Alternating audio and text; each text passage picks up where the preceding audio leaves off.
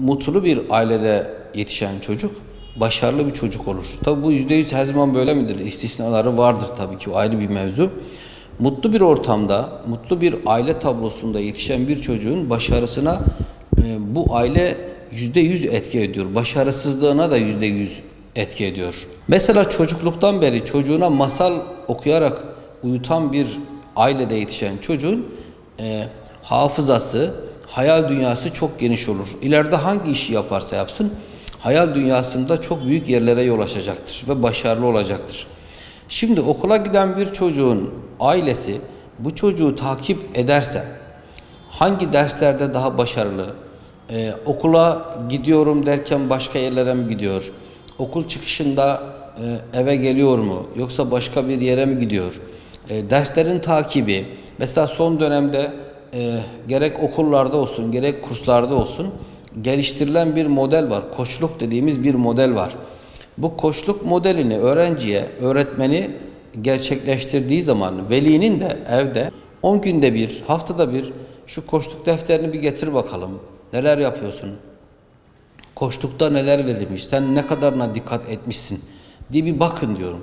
Anlamasanız da bakın, anlasanız da bakın. Çocuk aile tarafından kontrol edildiğini gördüğü, okul tarafından ve öğretmen tarafından da kontrol edildiğini gördüğü zaman iki taraftan da sıkıştırıldığında ister istemez çalışacaktır. Tabi böyle bir çalışma başarıya götürür mü? Bu ayrı bir şey. Ama çocuk böyle başlayacaktır çalışmaya. Eğer ailesi, veli çocuğu takip etmezse, çocuğun başarısında bu takibin etkisini gerçekleştirmezse, çocuğun başarısının artmadığını da görür. Başta belki korku psikolojisiyle başlar ama daha sonra bunu sevecektir. Eğer veli ile öğrenci arasında bir duvar varsa, bu duvar gitgide çocuğu başarısızlığa götürecektir. O duvarı ortadan kaldırdığı zaman veli, çocuk başarılı olacaktır. Bizim öğrencilerimizin, bana gelen en azından öğrencilerin %90'ında şunu görüyorum: ya anneyi suçluyor ya babayı suçluyor. Ya da ikisini birden suçluyor. İşte hocam böyle olursa ben zaten başarılı olamam diyor. Ben velileri çağırıyorum, konuşuyorum ama o buzu kırmamız, o duvarı kırmamız biraz uzun zaman alıyor. Ama buz kırıldığı zaman başarının nasıl geleceğini kendileri de görecek.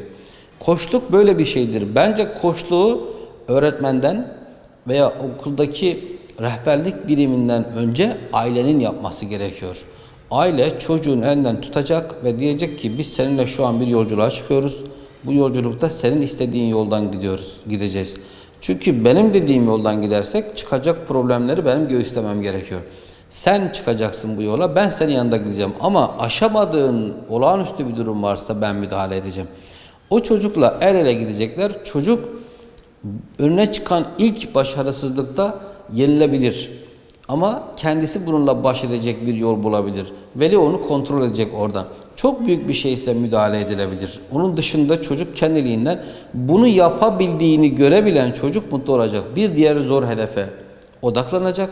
Onu aşabildiği zaman daha mutlu olacak. Öbürüne koşacak. Bir bakacağız ki mutlu bir birey, mutlu bir aile tablosu. Başarısız öğrenci var mıdır? Vardır. Ama yetenekli insan var mıdır? O da vardır. Şimdi ben bütün insanlar için söylüyorum, bütün öğrenciler için söylüyorum. Aslında hepsi yeteneklidir. Yeteneği ne yöndeyse bunu bulmak lazım. Bence ailenin bu çocuğu gözlemlemesi lazım. Benim diyelim ki çocuğum okula gidiyor ve okulda başarısız. Başarısız dediğimiz şey nedir? Notlarının düşük olması. Çok başarısız. Ama benim çocuğum şarkı söylemeyi çok güzel başarıyor. Resim çizmeyi çok güzel başarıyor. Çok güzel şiir yazıyor. Bir deneme yazısı, fevkalade bir deneme yazısı yazıyor. O zaman ben bu çocuğa başarısız diyemem. Bu çocuğun bir yerde başarısı var. Bir ilgi alanı var ve burada başarılı. O zaman velinin karnedeki, okuldaki notları görüp başarısız veya notların çok iyi olduğunu görüp bu çocuk çok zeki, çok başarılı gibi ön yargılarla, yanılgılarla ilerlememesi lazım. Çocuğunuz dersten ve okuldan başarısızsa bence şöyle bir yaklaşımda bulunmanız lazım. Acaba bu çocuk hangi alanda başarılı? Bu çocuk nerede bu iş yapabilir? Öğretmeniyle veya bir rehberlikçiyle veya bir koç öğretmenle görüşüp çocuğa bir test yapılır.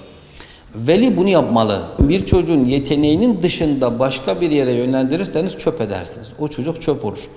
O zaman başarısız çocuk yoktur, yetenekli çocuk vardır.